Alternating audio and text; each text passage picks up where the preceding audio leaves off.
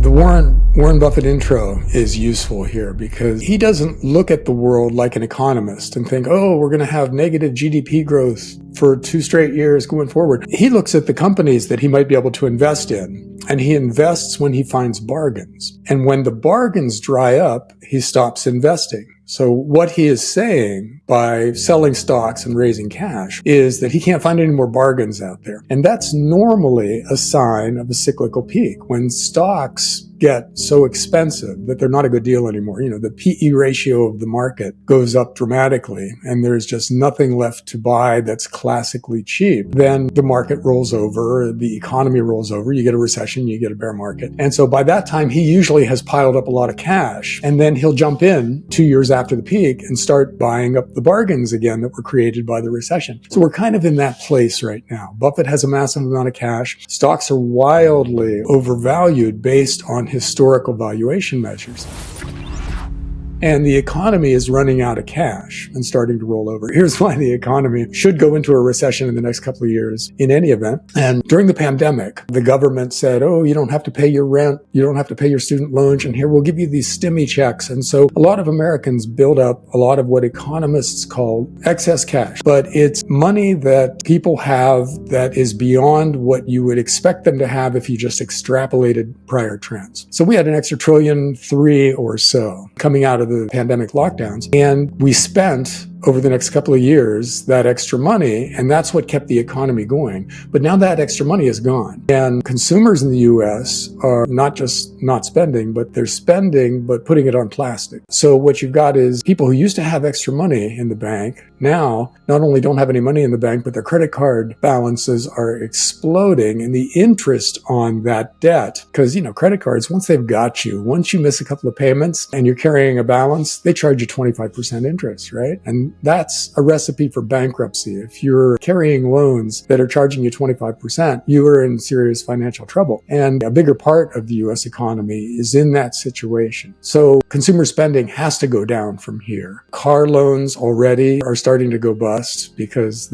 we wrote so many low quality car loans. Mortgages, the housing market is basically frozen now because houses are way too expensive for the average person to buy, and the average person doesn't have much money in any event. So all these consumer spending related indicators are now pointing down, which means we get a recession pretty soon, Some of these stats are extreme, but what flows from them is pretty much a garden variety recession, a really hard year in which the stock market goes down and a lot of people get thrown out of work. And then the government comes in and cuts interest rates aggressively. So that's basically our future, except that, we're so over-leveraged as a society that a garden variety recession could metastasize into something way worse. We could get another 2008, 2009 Great Recession or something much worse than that. And I think the Fed and the Treasury and the government in general kind of understands that. So when the economy drops into recession, or when the stock market drops into a bear market, which it's not that far from that now, we should expect really aggressive response from the Fed and from the federal government. Although I'm not sure how much more aggressive you can get with our current deficit spending. I mean, in the first 5 months of fiscal 2025, the US government set a record for deficit spending. So we're running crisis level deficits already without there being a crisis. We're not at war with anybody. There's no pandemic going on. There's no big natural disaster. The economy's not in recession. And we're running, the equivalent of a $2.5 trillion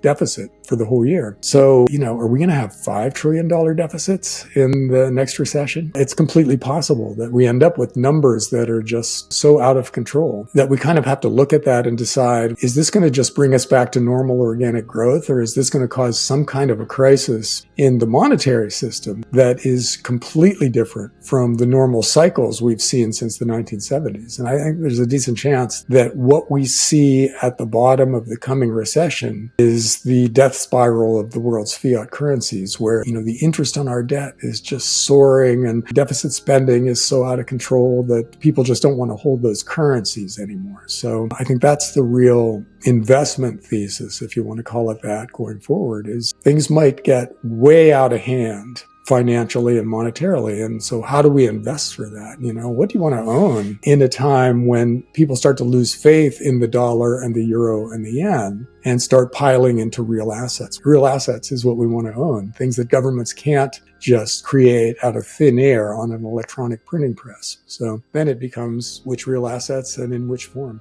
Nuclear war with Russia was by far the biggest black swan, if you want to call it that, out there. The biggest horrible thing that could happen. And that was, that's a civilization ending issue if it does happen. And we were blundering into it, for the previous 4 years, without getting too ideological here. Let's just say we participated in the increase in tensions. And, it was completely possible that one dumb mistake on the part of a fighter pilot or a ship captain or something like that could have us in a shooting war with Russia and everybody's nuclear or weapons trained on each other. We were that close. But that's much less of a problem now. You got Trump and Putin sitting down together and trying hard to work out a deal that both of them want to work out. That's not the only geopolitical issue we've got going on out there, because I don't know if you call this financial or geopolitical, but Europe, Trump is threatening to leave NATO. And that exposes Europe as basically a continent that's been coasting on U.S. protection all these years and spending lots of money on social programs with very little on defense. And now they've kind of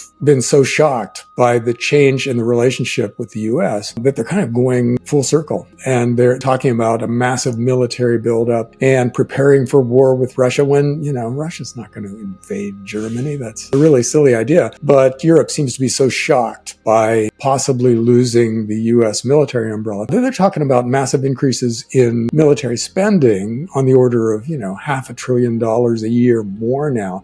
And this is a continent that's already going bankrupt at an accelerating rate because of demographics, in part because of extremely generous social programs. And you add this extra spending, which has to be borrowed. So add the extra borrowing into the mix, and Europe becomes a very big financial and possibly geopolitical risk out there that wasn't the case in the past. And then the Middle East is always ready to blow up. The US and Iran are kind of behaving as if they're preparing for some kind of a conflict. So I tend to think the other stuff like Iran and Israel will be settled without us descending into World War III. Okay, so it might be very messy, it might be very scary, but it's not going to lead us into something that's civilizationally, existentially threatening, which leaves us with a gigantic financial crisis that's coming. And I think that's now a much bigger deal, because obviously nuclear war is a vastly bigger problem, but financial crises on the scale of what we're headed for can be a huge problem. They're survivable and they're an investment thesis that can make you a lot of money, but they're still a big problem while they're happening. So I think the next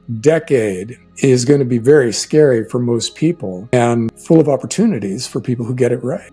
This is an investment thesis that can make a lot of people a lot of money if we play the coming financial crisis correctly. And so I think that's the intellectual challenge, is to try to figure out how exactly you play something like a once-in-a-generation currency crisis and how you come out of it not just protected, but vastly richer than you went into it. And I think there are ways to do that. It's a fascinating time, especially for an economics nerd and also for investors, because the opportunities are as extreme as the risks right now. The neocons in the U.S. who think that we should rule the world for the next 1,000 years are basically psychopaths. 5% of the population is not going to rule the other 95% for very long. And so what we're going to end up with is spheres of influence. And, you can sketch the common sense spheres out on a map very easily. I don't know if it'll evolve in that direction, but, Europe handles Europe, the US and Canada and Mexico handle North America, and then Russia and China and Japan work things out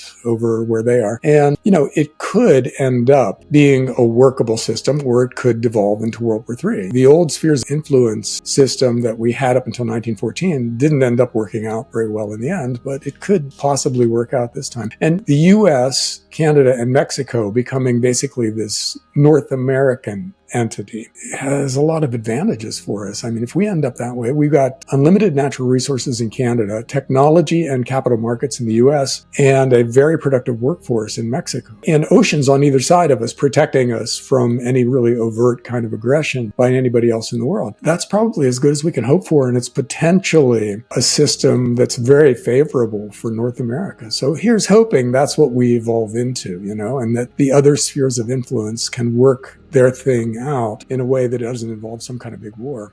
Well, when things get crazy, governments join right in, and a lot of what happened during the pandemic was unprecedented and unlikely, beforehand. Who would have thought we would have shut down the economy over what turned out to be kind of a variant of the flu, in terms of its danger to most people, and, telling people you don't have to pay your rent for 2 years or your student loans for 3 years. That's emergency style public policy. I think similar things are coming because, a monetary crisis on the scale that what could easily happen given how leveraged we are, that could be the kind of emergency that leads to a lot of new crazy government policies. And this time it might be credit controls or wealth taxes or something like that. We'll just have to see. All of those things are theoretically possible, but they feel very unlikely right now. But some of them are going to happen. We just don't know which ones.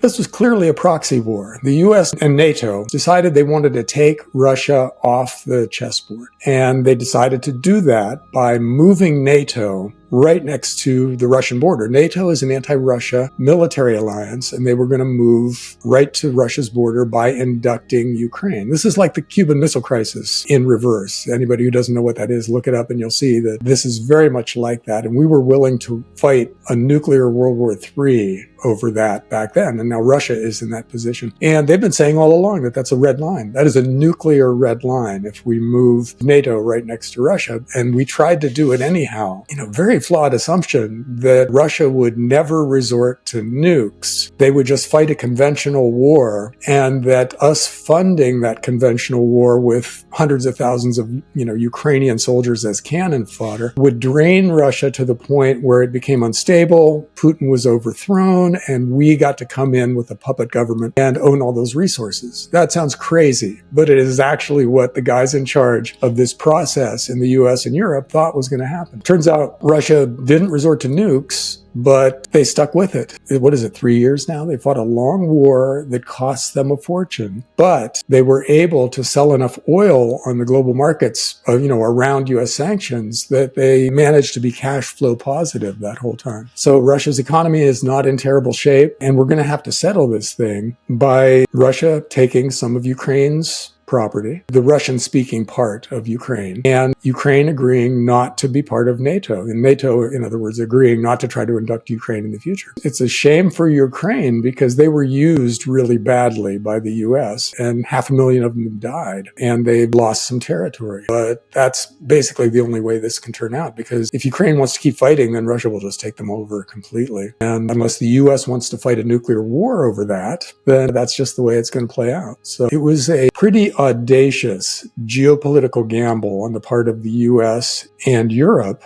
to risk the end of human civilization over some resource-rich real estate. And, they did it, it failed, and hopefully we can just move on from here and not do this again, maybe.